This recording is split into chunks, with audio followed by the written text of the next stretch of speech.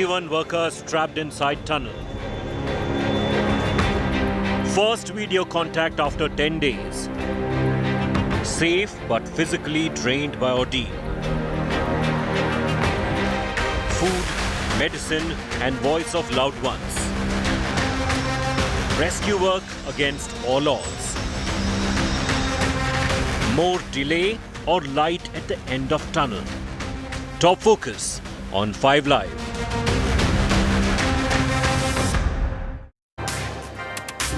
Their faces for the first time after 10 days inside a dark space behind a collapsed tunnel in Uttarkashi. Imagine the exhilaration for the families of those 41 workers. We have felt that exhilaration seeing those faces. Imagine what their loved ones are feeling right now. I'm going to take you across, I'm going to show you those pictures and tell you what they mean in terms of the timeline before not just their faces, but the workers themselves emerge from that tunnel. I'm Shiv, this is 5 Live, the headlines first. Storm over Prime Minister Modi's Team India video in the dressing room. Rahul Gandhi wades in, criticizes the Prime Minister. BJP hits back and demands an apology. India allies claim Prime Minister should have met the players outside. It's a big, epic meltdown by a triggered opposition. Centre sounds alarm over spurt of deepfake videos. IT Ministry to hold key meeting to tackle deepfake dangers on November the 24th. Congress chief hurls fake backward jibe at Prime Minister Modi, who is an OBC. BJP hits back, accuses Congress of harbouring hatred towards Modi and the OBC community. Top court pulls up Punjab government under the Aam Aadmi Party over spike in farm fires. Directs the Bhagwant Mann government to stop giving MSP benefits to farm fire violators. Ekta Kapoor bags Directorate Award at the International Emmys. Veer Das wins big for his Netflix comedy special. Shefali Shah and Jim Sarg lose out.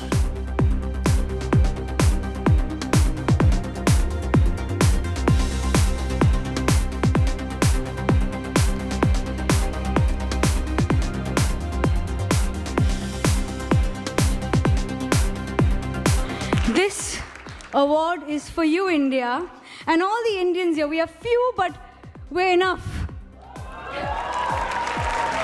This is for you, India.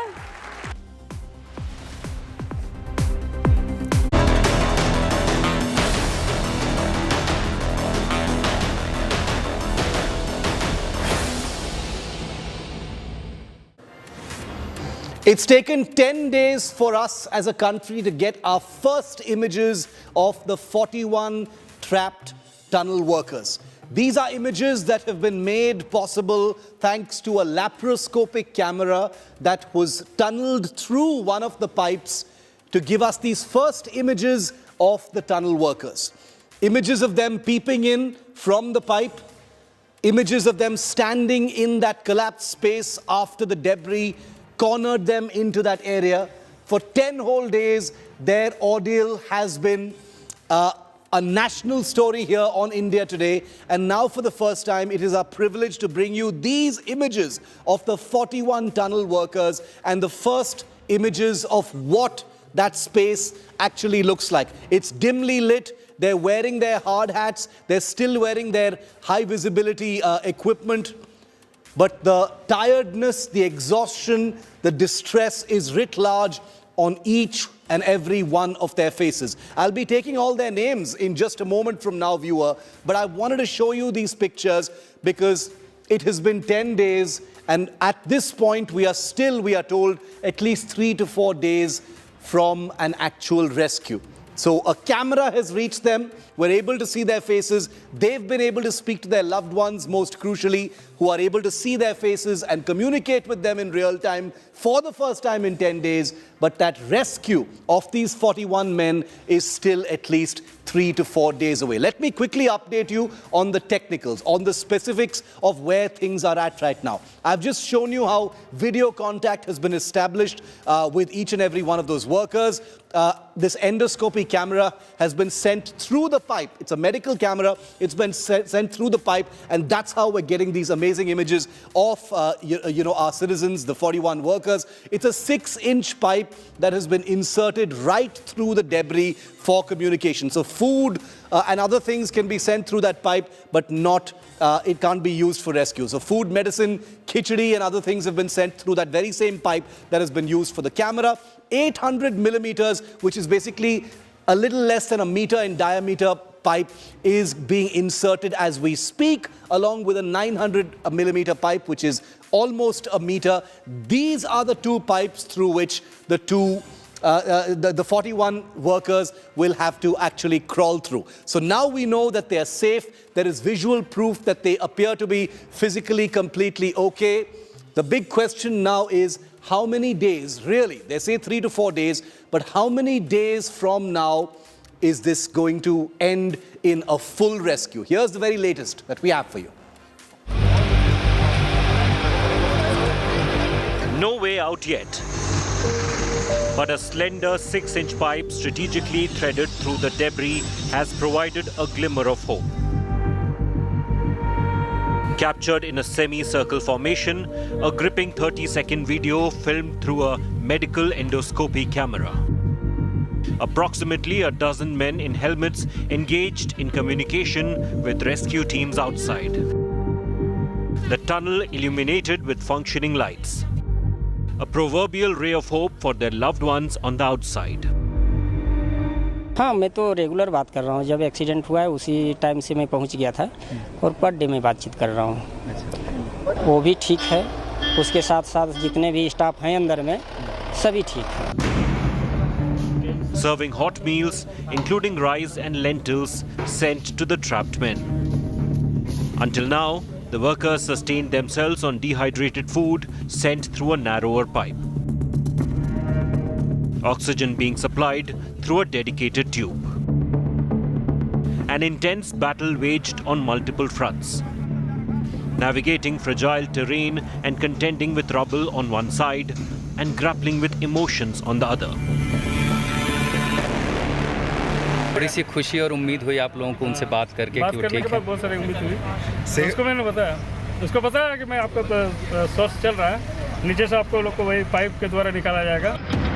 Rescuers adopting an alternative approach after horizontal drilling vibrations triggered additional debris falls.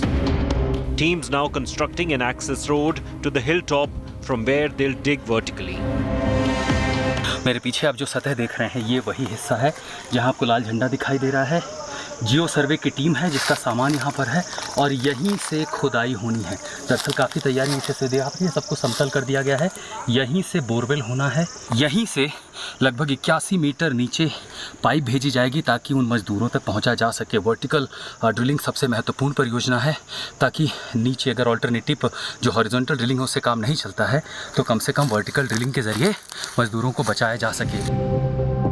The rescue teams must dig 338 feet downward to reach the trapped workers, simultaneously pursuing horizontal excavation. Maintaining the morale of the trapped men poses another significant challenge. A comprehensive, 5-pronged strategy at the Silkyara tunnel. Hope and resilience converge, tirelessly pushing towards a resolution. With Ashutosh Mishra and Amit Bharadwaj from Uttarkashi, Bureau Report, India Today.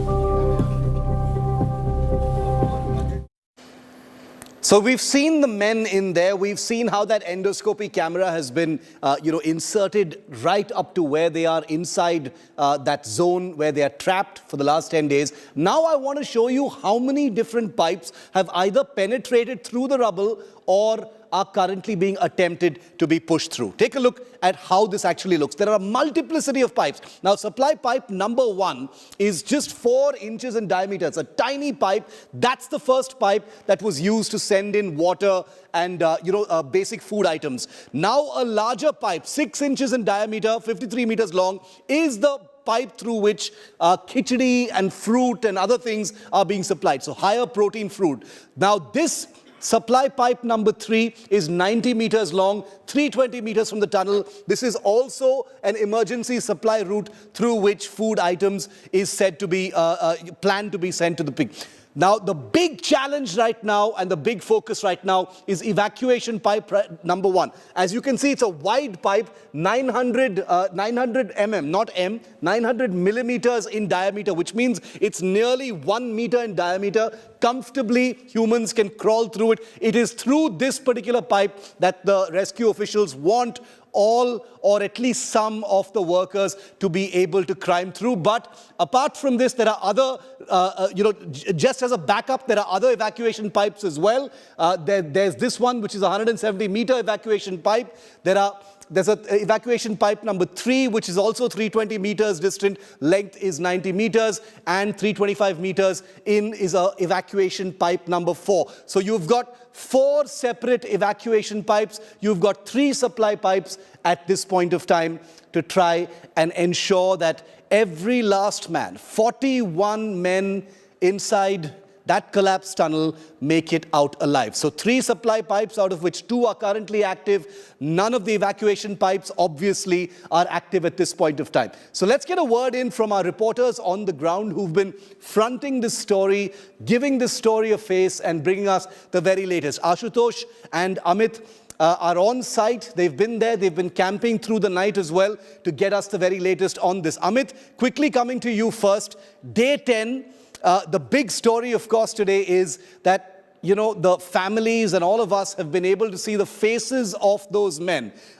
Given that 10 days have gone by in total darkness. We've not seen their faces, we've heard their voices, which has a very haunting quality of its own. To see their faces has brought some reassurance. Absolutely right, Shiv. Those images are really crucial images because right in the morning I had spoken to the family members of one Virendra Kisku, who's a labor stranded inside the tunnel, his family members, his brother, a sister-in-law and wife Rajni. All 3 had spoken to India Today, and they were very, I could actually sense a sug of relief that they had after seeing those visuals. However, Virendra's image was not visible in that particular video and images which had come out in the first round, but they were saying that we heard so far from the government that they are safe, they are healthy. Now that we have seen the images, our hopes are high, our morale has increased. And remember, this is not only for the family members but also for the workers who are stranded inside. The fight is not only about being in a safer location right now. You have to be in a right mental and emotional state as well. And this particular communication channel which has been opened up, this will not only supply food, medicines, but also help in having a clear-cut communication as well. We have also accessed video in which we can see that family members of these stranded workers were allowed to speak to their these workers. So this is a big day, big development. Communication channel set up, food supply set up. You have endoscopy camera getting those visuals from inside, and along with that, family members being able to speak as well. A quick word, Shiv. There are several plans that you discussed right now, the rescue plans, but I have been also to Barkot end, which is the other end of the tunnel. And these central agencies don't want to waste upon any option and opportunity that they have right now. They have already started the work of the backup rescue tunnel as well. In case, unfortunately, of all these horizontal and vertical drillings that we are talking about, if all this fails, what happens? In that case, the backup rescue tunnel is the only option, the safest but the longest option that will be left with the agencies, and that is being dug up in Barkot end. 3 meter in diameter, 8 meters of length has been already covered. The only problem in that plan is that in 24 hours of span, the agencies will be able to go ahead with only 8 meters per day, which means, if you have to go around 500 meters, it might take 2 months or so. But let's hope that the agencies don't have to rely on that plan, and either the frontal, horizontal or the vertical drilling works out.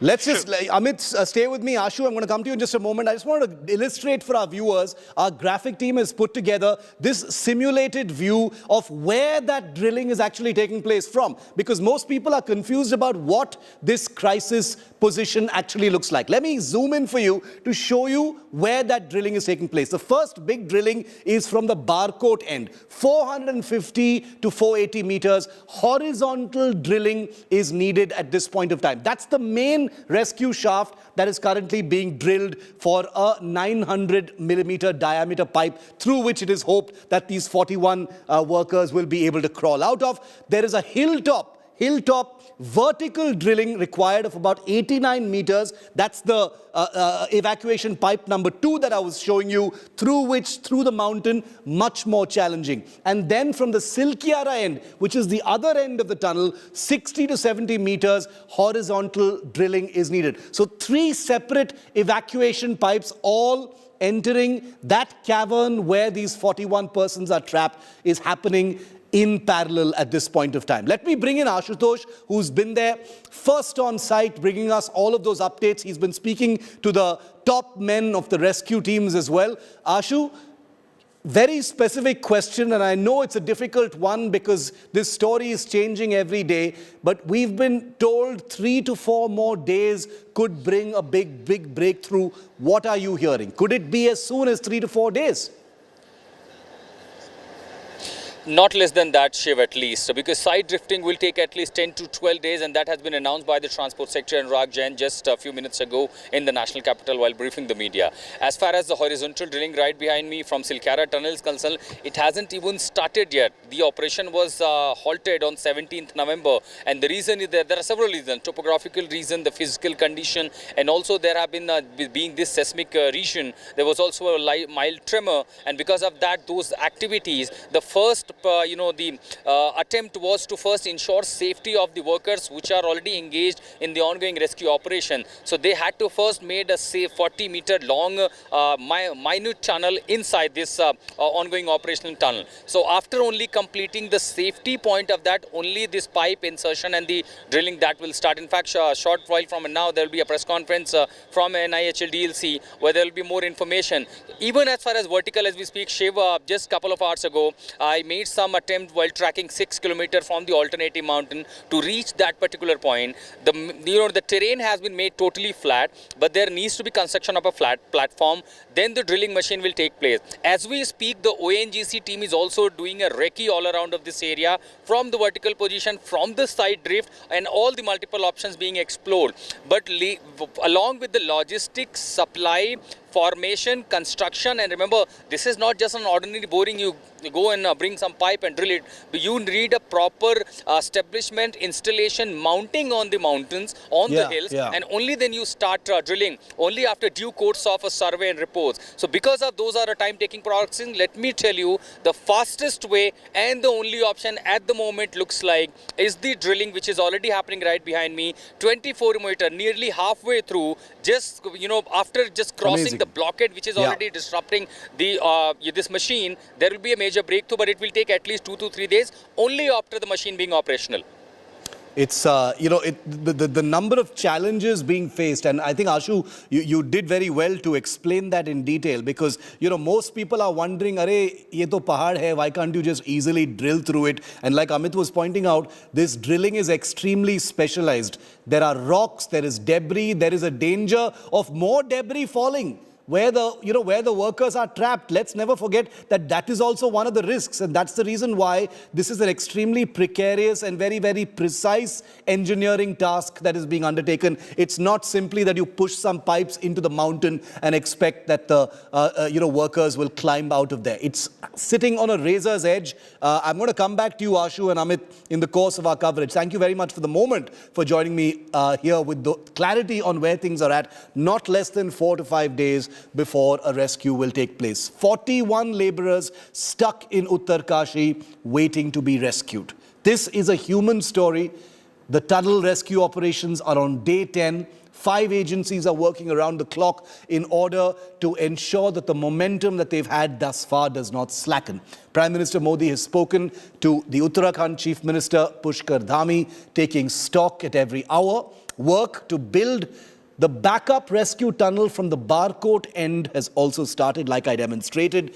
And you've got all agencies continuing to drill from the Silkyara end after working safety arrangements. So 3 different directions in which drilling is taking place, from each side of the tunnel as well as from the mountain top on which the tunnel is built through. For the first time after 9 days, workers received a proper protein-rich meal on Monday evening. That's the good news, because vertical drilling is likely to start later today, through which more supplies will possibly be sent down. It's also easier, remember, thanks to gravity, to send equipment, batteries, battery chargers, etc. through that vertical tunnel. सभी एजेंसियां और सभी जो engineer, technician, विशेषज्ञ इस काम में लगे हैं, उनकी मेहनत और परिश्रम से 6 इंच की जो पाइप है वो अंदर पहुंच गई है और उससे अब भोजन और सभी प्रकार की जो खाद्य सामग्री है उनके लिए पहुंच पाएगी। निश्चित रूप से ये हम सबको प्रोत्साहित करने वाली है और हम भगवान से प्रार्थना करते हैं कि जल्दी से जल्दी ये रेस्क्यू अभियान पूरा हो, हमारे सभी श्रमिक भाई कुशलता से बाहर आएँ। And one of the international experts most sought after for this kind of rescue is thankfully on site. He's been there for the last couple of days. You saw him on India Today first, but given how fast this story is changing, we've brought him back here on 5 Live. Arnold Dix is president of the International Tunnelling and Underground Space Association, and he's on site. He joins me live now. Arnold, thank you very much for being with me. As someone who's seen such tunnel collapses in the past and specializes in resolving such crises, what is your latest assessment of how things are looking? Yep, thank you. Thank you for inviting me here. I've been on site now for 24 hours and I am very impressed with what I've seen. These conditions, as you know, you well know, are the most extreme conditions on the planet. The Himalayan mountains are quite dynamic.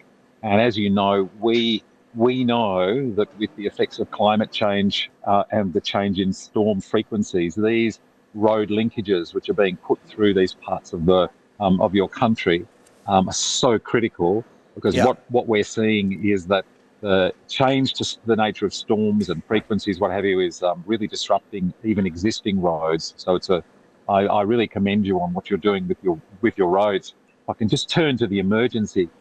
This emergency is really serious, and obviously that's why I've come.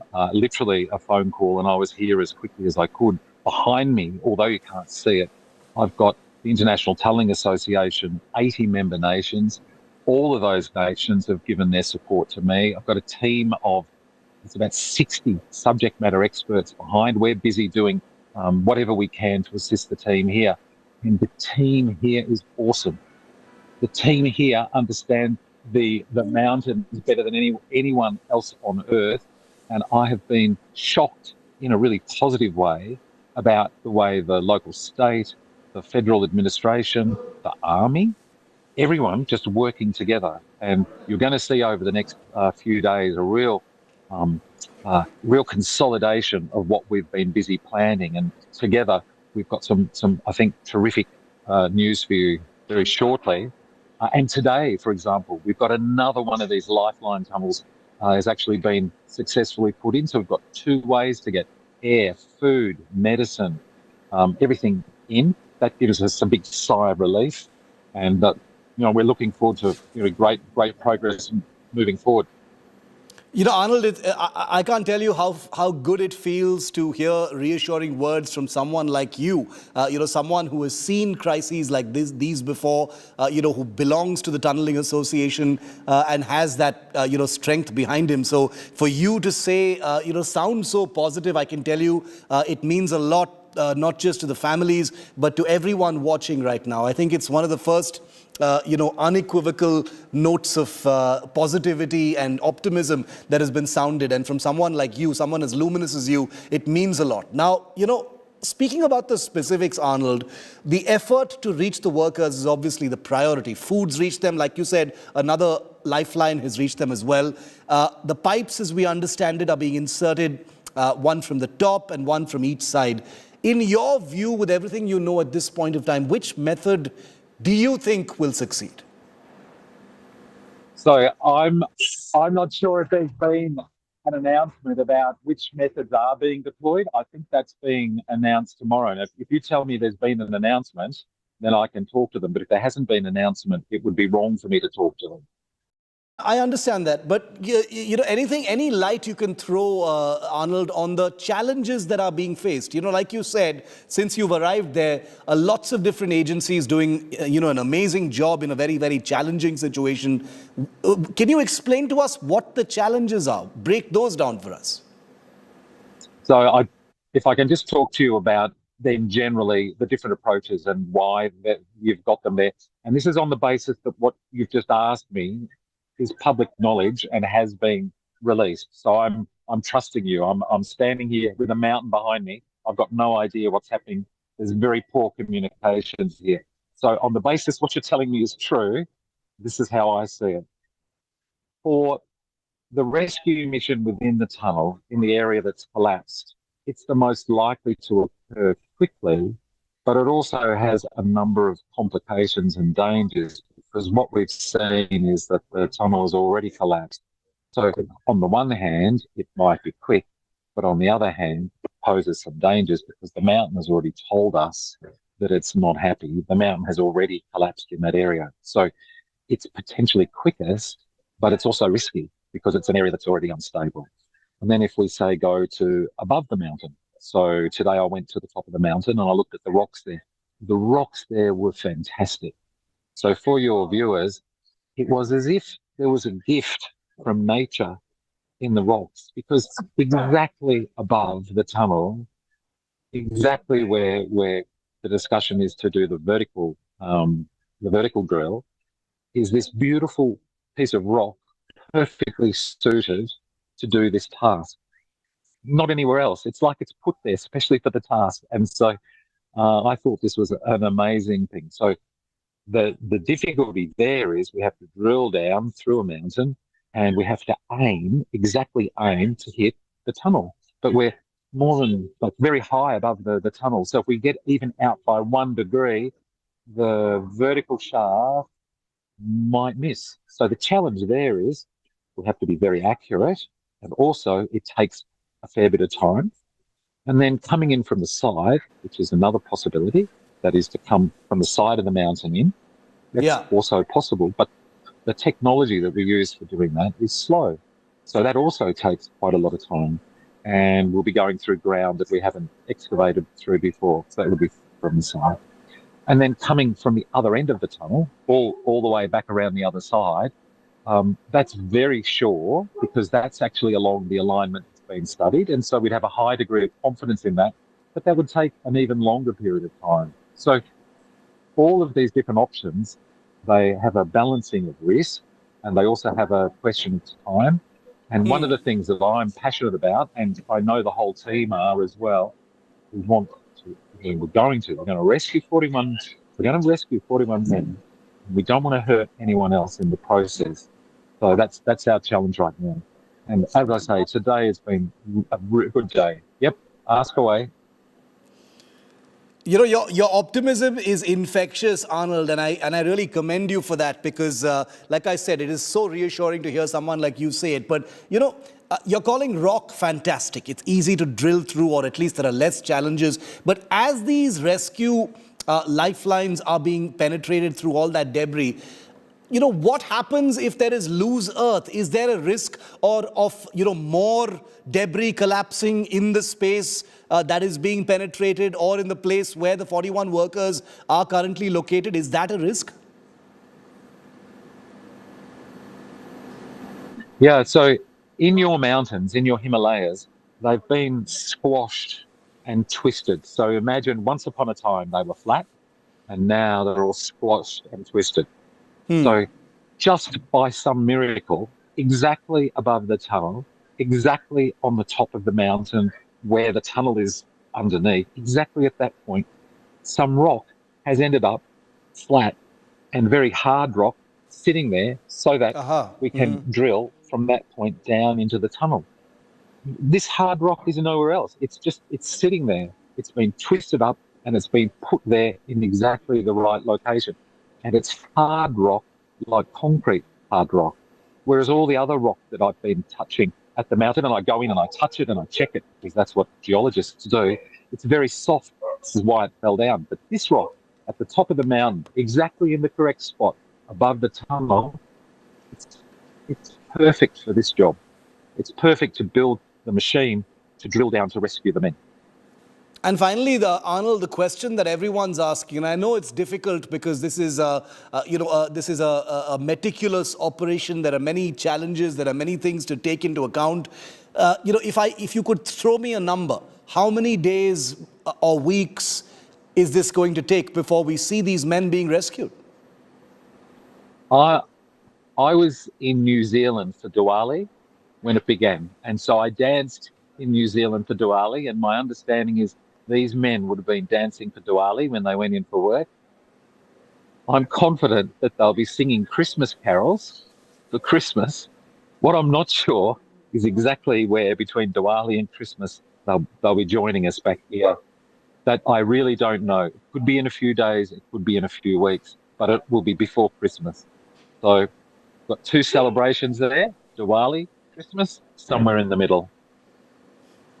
Okay, Diwali is over, but Christmas is ahead, and it's the first time we've heard something as definite as that. Before Christmas, you're hoping all of this will be wrapped up, but that's an upper limit, which means anywhere between 4 to 5 days to maybe another month is the possibility. I know that's a big range that we're talking about, but that actually is a manifestation of how complicated and uncertain things are right now. There are big challenges and variables ahead in terms of the progress that each of those evacuation pipes is taking, and that's why experts on the ground, you've heard from Arnold, Dix is giving you a range of anywhere between 5 days and 30 days.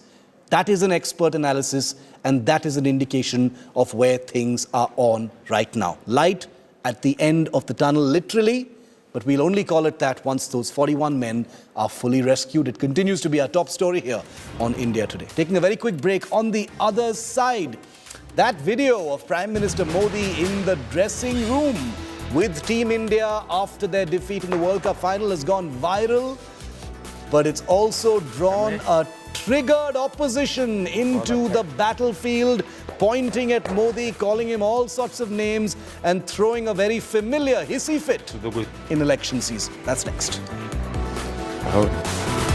चलिए होता है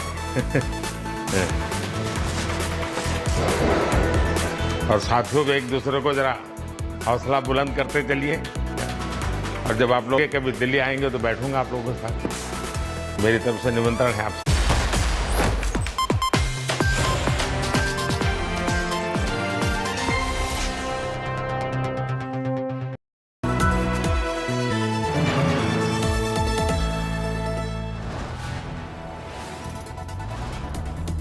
You are watching India Today, powered by Finest. Be Sustainable Change, a BNP Group company.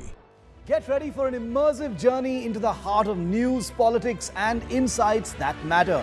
Join India Today now on WhatsApp with the #1 election team as we gear up for the upcoming assembly elections. Scan the QR code. Join India Today now on WhatsApp. Follow these steps. Open WhatsApp on your phone. Check for a new updates tab. Select Find Channel and type India Today. After finding the channel, tap the Follow button.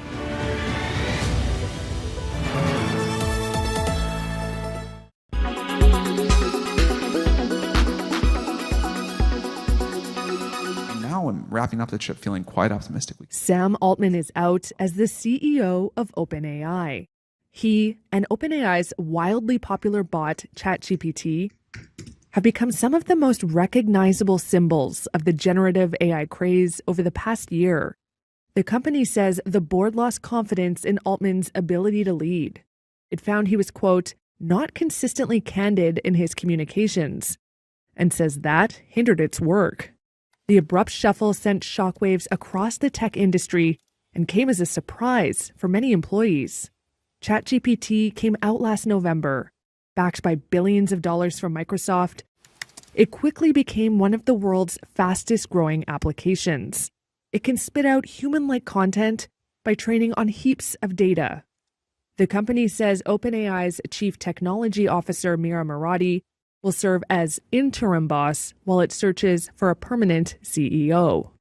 On social media, Altman said he loved his time at OpenAI and hoped it was transformative for the world.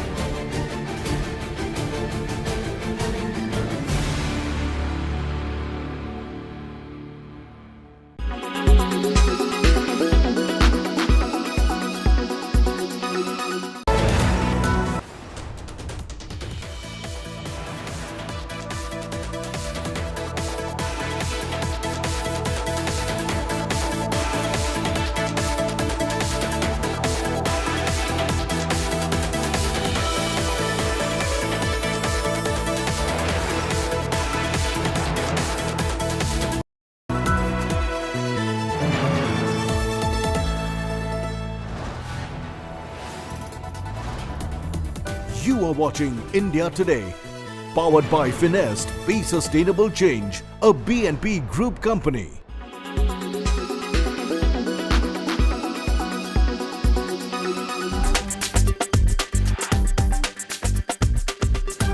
For more than a month, the country was glued to television screens, tracking Team India's progress in Cricket World Cup.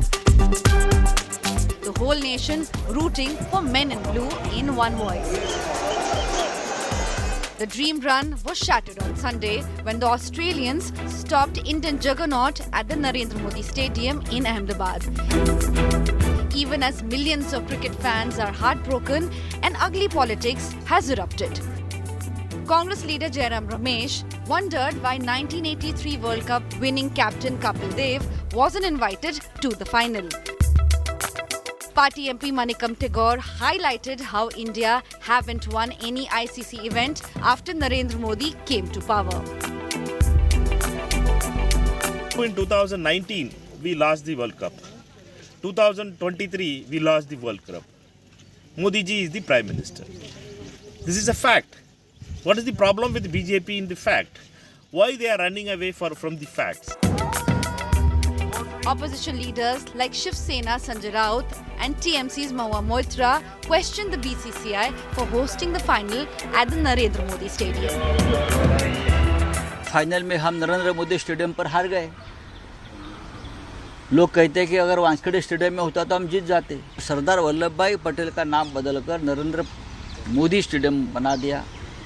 इसलिए बना दिया कि वहाँ world cup करना है और world cup जीतना है. और अगर वर्ल्ड कप जीता तो सिर्फ नरेंद्र मोदी स्टेडियम पर.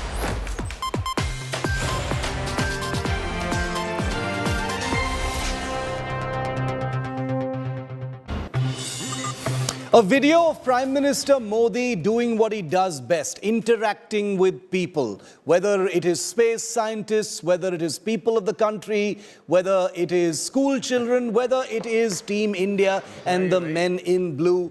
This is what he loves doing best. And here was Prime Minister Modi in a minute-long video interacting with our Men in Blue, the heroes of Team India who very sadly lost in the final after a spectacular World Cup campaign. The entire country is proud of them, disappointed but super proud of Rohit Sharma, Virat, Shubman and all of the others who Prime Minister Modi met. It's a beautiful video. You can hear the Prime Minister and his words of encouragement Mohammad Shami. He meets him, takes his head to his arms, pats him on the back, shakes hands with all of the others, hugs them, a back slap, pep talk like an indulgent elder.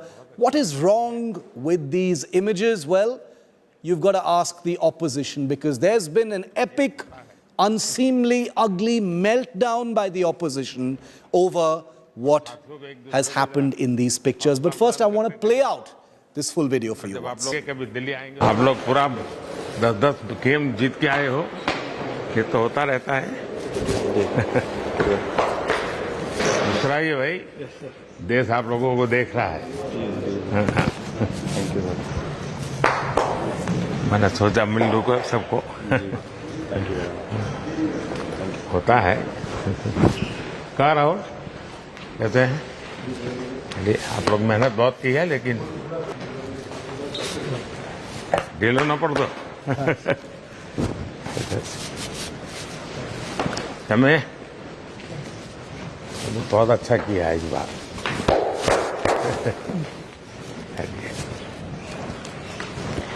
तू तो गुजराती बोलते हो इसने? थोड़ा तर तो घर से। सो आप लोग बहुत अच्छी मेहनत की है। और चलिए, होता है। और साथियों को एक दूसरे को जरा हौसला बुलंद करते चलिए। और जब आप लोग कभी दिल्ली आएंगे तो बैठूंगा आप लोगों के साथ।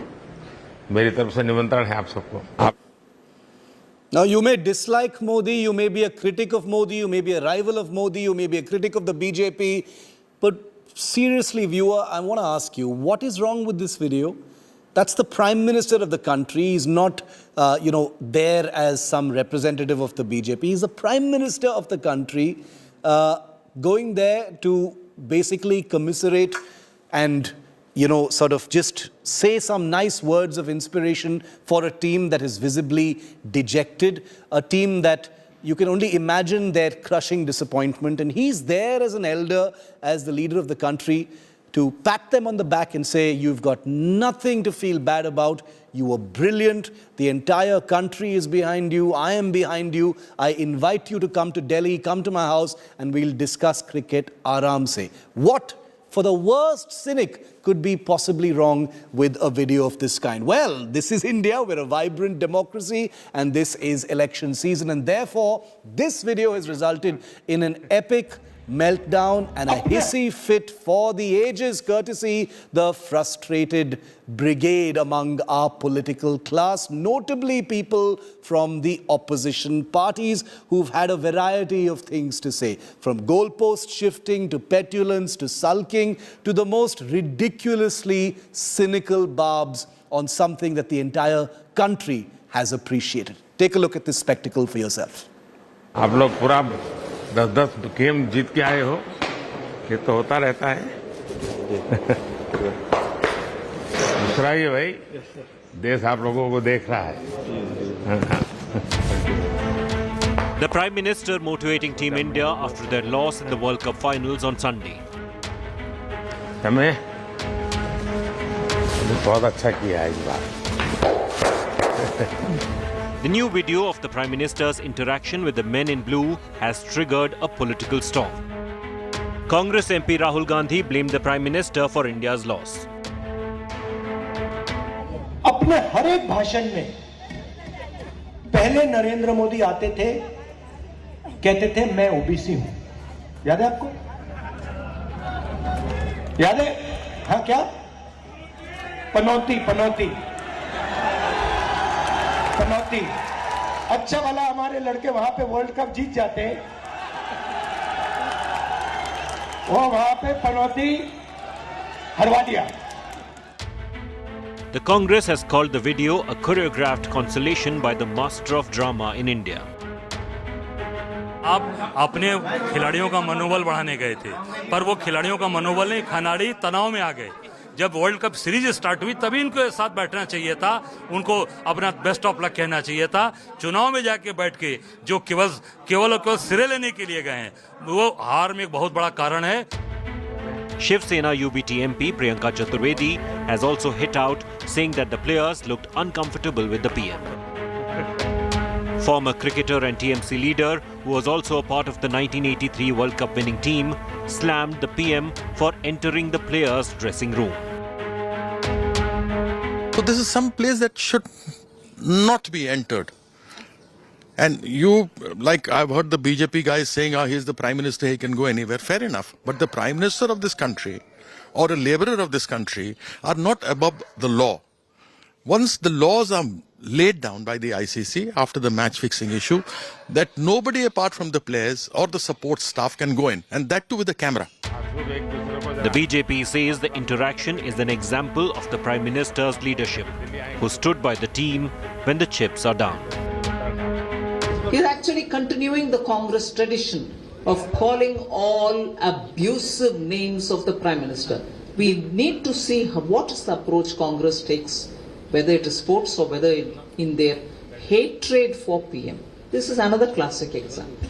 As far as sportsmen are concerned, whether it's the Asian Games, the Commonwealth Games, India has done spectacularly well because of the kind of support that has been provided by the government of India. True leader is somebody who stands by the team when the chips are down, and that's exactly what the Prime Minister did. He deserves great kudos for it. In this politically challenged election season, even sports has become fair game. आप लोग बहुत अच्छी मेहनत की है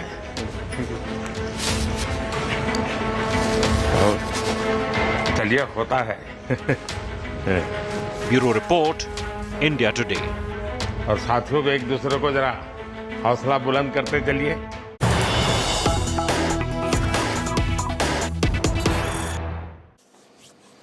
And the war over that viral Modi video in the dressing room is only escalating after Rahul taunted Modi at a rally in Rajasthan. The BJP is now hit back. Assam Chief Minister Himanta Biswa Sarma has tweeted out a Priyanka Gandhi video where Priyanka Gandhi says it's Indira Gandhi's birthday. India will definitely win. So Himanta says, who is the bad omen now? Who is the bad omen now? Who is the Panoti now? As per Himanta Biswa Sarma. So this is the BJP's counter-attack on the Congress. Here, listen in to what the BJP has put out.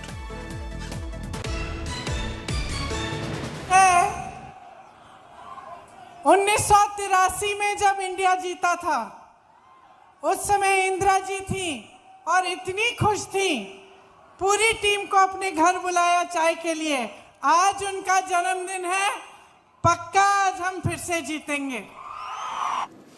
And away from politics and into some real battlefields of the kind that I've been covering for so long, I wanted to show you these beautiful images, viewer, of a very crucial weapons test that took place today. What you're looking at in these pictures are an Indian Navy Sea King helicopter firing a naval anti-ship missile over the Arabian Sea. Let's roll that video so our viewers can see that missile being fired.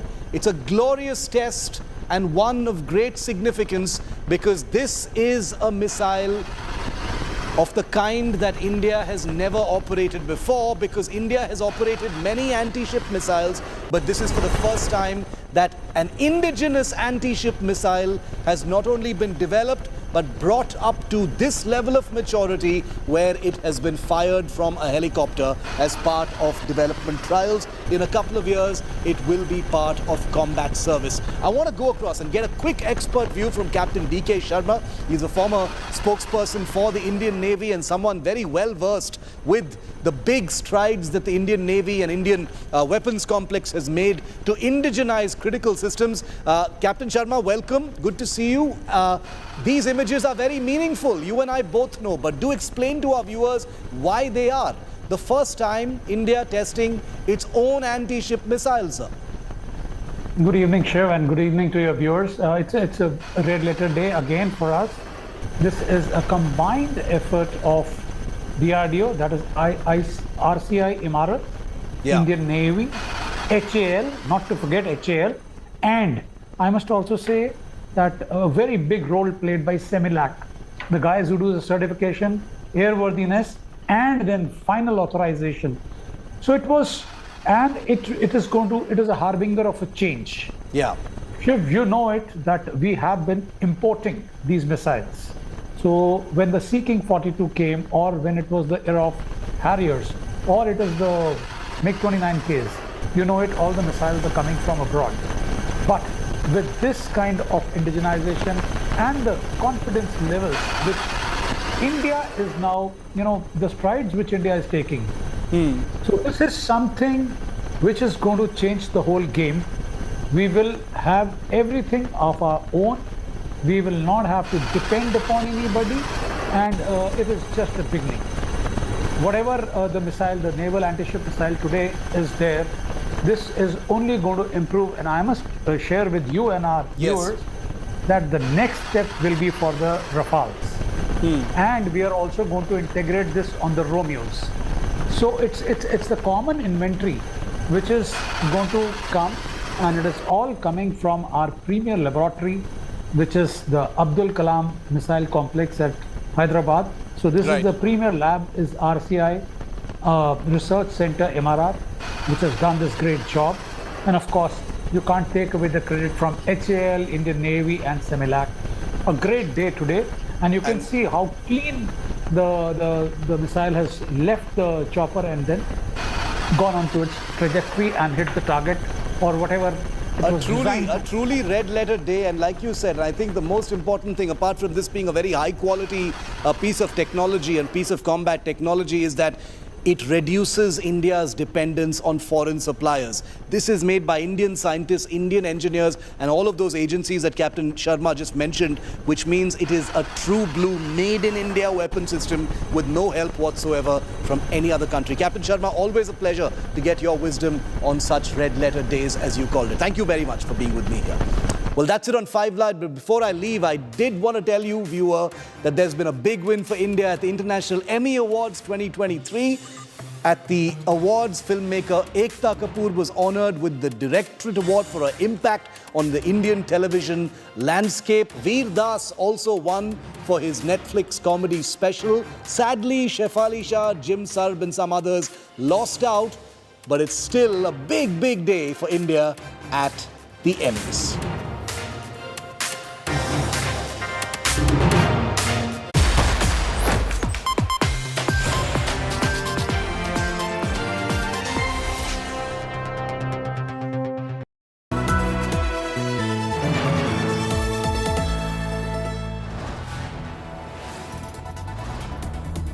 You are watching India Today, powered by Finest, Be Sustainable Change, a BNP Group company.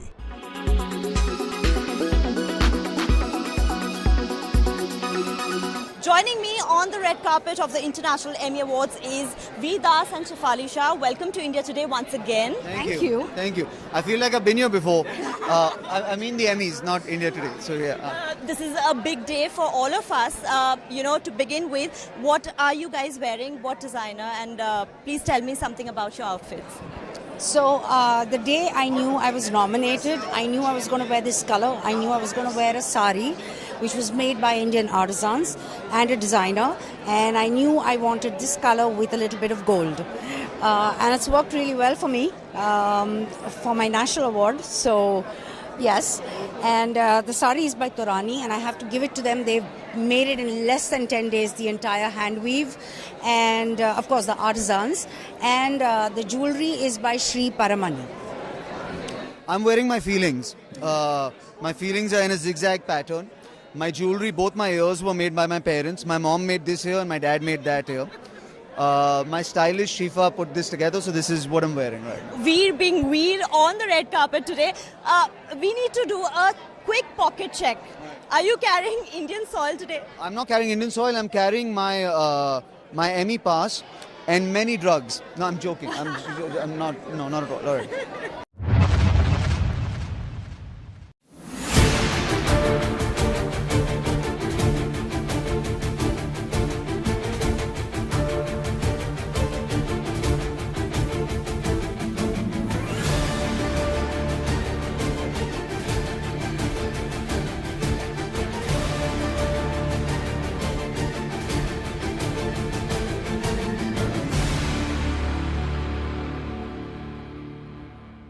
Weather forecast now. Delhi, maximum 28 and minimum 15 degrees. Mumbai, maximum 31 and minimum 27 degrees. Kolkata, maximum 31 and minimum 21 degrees. Bangalore, maximum 26 and minimum 20 degrees. Chennai, maximum 28 and minimum 25 degrees. Hyderabad, maximum 30 and minimum 20 degrees.